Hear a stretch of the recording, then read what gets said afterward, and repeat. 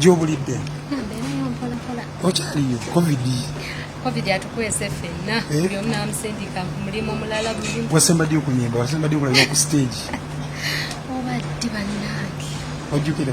sijjukira stage naye emikolo mbeerako emikolo gitambula gitya mwe bakola ku ssente ate girabika nnyo buli kimu gwe twamanya covid yakizza emabega anniversary ya bufumbo sibitegeera kabadde kakyakabaga owange nange akabaga bakansuddeko obusuuzi abaana bange tiimu yange bagita tiimu fay tiimu jene heartbeat be bansuddeko akabaga ako mbu bakayita love shower tubigenda bisooka buli lunaku bridal shower katulina intro shower yali yareema twagiraba kati tuli aleese love shower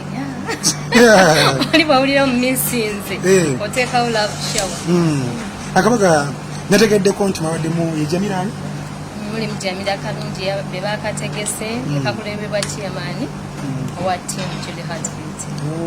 wena kolaga kino jamira kalungi jamira kalungi yava mu mukwano kati sister wange she's a good friend kyekibagatta ekitugatta ndowooza mbeera zaffe ffenna zirizikyeziyabo zikwatambye zityo twetegeera sinza butakubuza ku omukulu Sekajugo mulungi nnyo talina tabu gyali eyo akola mirimu gye laavu yeewala yetambula etyo manyi ebintu bizibu gwogisanze otya laavu yeewala nange sirina kyenkisanzeemu wangera mbeera nga ali naye oli Uganda omwami ali budaaki muzajja twogera buli lunaku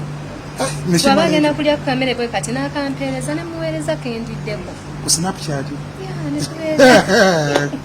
muno bw'oba omwagala tosobola kumalaga mukiyitengako bwotyo nze bwe mba nsazewo omuntu omwagala byonna ebyalagibwa ama abafanizi bange abalungi bakakasa nja fumba paka teri kisobola kuntengula ate teri kisobola kunkanga musically simanyi oli kuki kati music enfumba n'epya byenfumba naye akayimba akapya bakayita abakyala baguma bamisaba abakyala bamukagezi nsaba abafanizi bange mwenna Julie ngenda leeta ebipya